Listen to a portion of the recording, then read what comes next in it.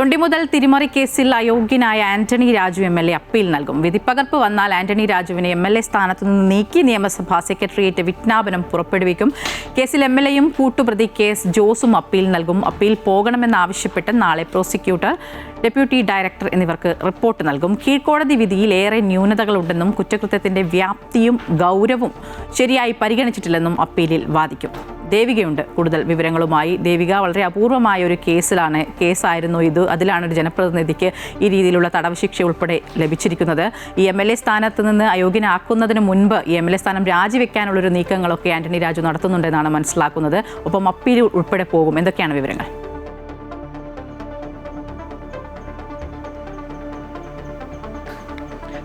ഈ ഒരു കേസിൽ ഇരു കൂട്ടരും അപ്പീൽ പോകുമെന്ന് തന്നെയാണ് മനസ്സിലാക്കാൻ സാധിക്കുന്നത്. ശിക്ഷാ ഇളവ് നൽകണമെന്ന് ആവശ്യപ്പെട്ട ആന്റണി രാജു എം.എൽ.എയും ആന്റണി രാജു എം.എൽ.എക്കും കൂട്ടുപ്രതിയായിട്ടുള്ള ജോസിനും ലഭിച്ച ശിക്ഷയിൽ കുറവ് വന്നു. അതായത് ഈ കീഴ്ക്കോടതി വിധിയിൽ ഒരുപാട് ന്യൂനതകളുണ്ട്.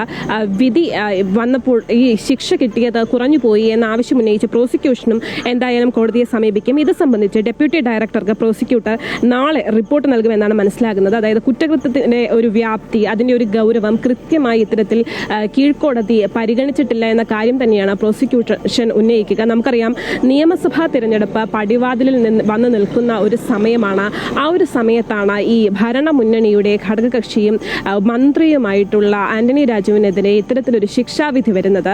അത് ഈ ഒരു തിരഞ്ഞെടുപ്പിൽ വളരെ നിർണായകം തന്നെയാണ്. എന്തായാലും ഈ ഒരു കേസിലാണ് 1990 വിദേശ പൗരൻ ഹാഷ് ഷോയിൽ ഇത്തരത്തിൽ അടിവസ്ത്രത്തിൽ വെച്ച് കടത്തുകയും ആ അടിവസ്ത്രം തിരിമറി നടത്തുകയും ചെയ്തു എന്ന കേസിലാണ് കഴിഞ്ഞ ദിവസം നെടുമങ്ങാട് മജിസ്ട്രേറ്റ് കോടതി ഇത്തരത്തിലൊരു ശിക്ഷാവിധി വിധിച്ചിട്ടുള്ളത്. എന്തായാലും നെടുമങ്ങാട് മജിസ്ട്രേറ്റ് കോടതി 1 മാസം അപ്പീൽ നൽകാനുള്ളൊരു സമയപരിധി നൽകിയിട്ടുണ്ട്.